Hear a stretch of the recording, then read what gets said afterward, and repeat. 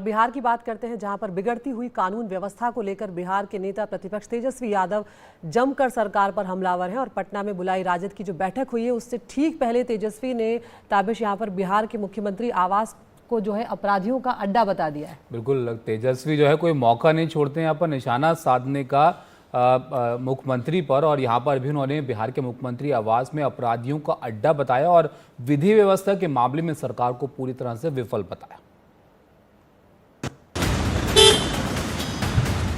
RJD की बैठक में तेजस्वी यादव की आभार यात्रा की रूपरेखा पर तो चर्चा हुई ही, आने वाले आगामी विधानसभा चुनावों को लेकर दिशा निर्देश भी जारी किए गए। बिहार में लगातार अपराध बढ़ रहा है और इसमें सरकार जो है कहीं कोई संज्ञान नहीं लेती है, कोई पूछने वाला भी नहीं है। जो पीड़ित परिवार के लोग हैं कोई जाता भी नहीं है। तो हम तो लगातार इन बातों को उठाते हैं। कई घटना स्थलों पर हम खुद स्वयं गए हैं, अधिकारियों से भी बात किया है, लेकिन कोई कार्रवाई नहीं हो पाती। तो हम तो शुरू दिन से कहते रहे कि इन लोगों से जो है लॉ एंड ऑर्डर जो है वो कंट्रोल नहीं हो पा रहा है। तेजस्वी यादव ने बिहार में बिगड़ती कानून व्यवस्था की हालत पर नीतीश सरकार को आड़े हाथों लिया और नीतीश कुमार को सीधे तौर पर नाकाम बताया। कई ऐसे अपराधी हैं कि भाजपा नेता या इनके साथ बैठे हुए लोग हैं। कई बार तो हम लोगों ने फोटो भी सार्वजनिक किया है। ये बालिका गृह वाले कौन थे भाई? सृजन घोटाले वाले कौन लोग थे? किनके साथ बैठ के मौज मस्ती करते थे? क्या होता था? कितने अपराधी जो है सीएम हाउस में बैठे, जिसका तस्वीर हमने जारी किया था। तो ये सब बेकार की बातें हैं, उनको कुछ बोलने को है क्या?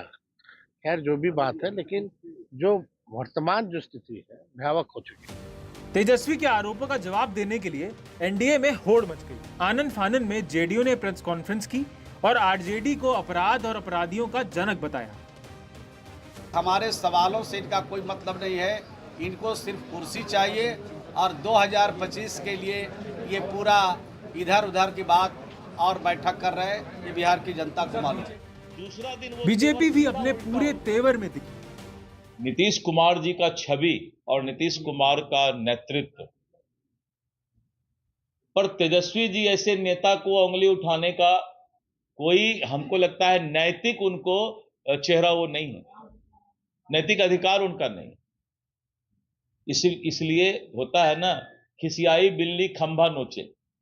सत्ता जो हाथ से गया है, सत्ता से उतर गए हैं तो खंभा नोच रहे हैं, नोचने दीजिए उनको। अपराधी बेलगाम हो जाता है, सत्ता का संरक्षण मिलने लगता है, आरजेडी का संरक्षण मिलने लगता है अपराधियों को, तो अपराधी उस समय बेलगाम होते हैं। उस समय इनकी बोलती बंद रहती है, उस समय इनको अपराध का ग्राफ दिखाई नहीं पड़ता। उस समय ये काला चश्मा लगा लेते हैं, काहे कि इनको मंत्रालय दिखाई पड़ता है। 5-5 मंत्रालय लिए बैठे रहते थे तो सिर्फ और सिर्फ वसूली में रहते थे। इनको अपराध का ग्राफ उस समय दिखाई नहीं पड़ता था। अब इनको अपराध दिखाई पड़ रहा है, अब इनको विकास नहीं दिखाई पड़ रहा है, इनको तरह तरह का गड़बड़ी दिखाई पड़ रहा है। अब ये जनता के बीच जाना चाह रहे हैं, धरना बैठना चाह रहे हैं।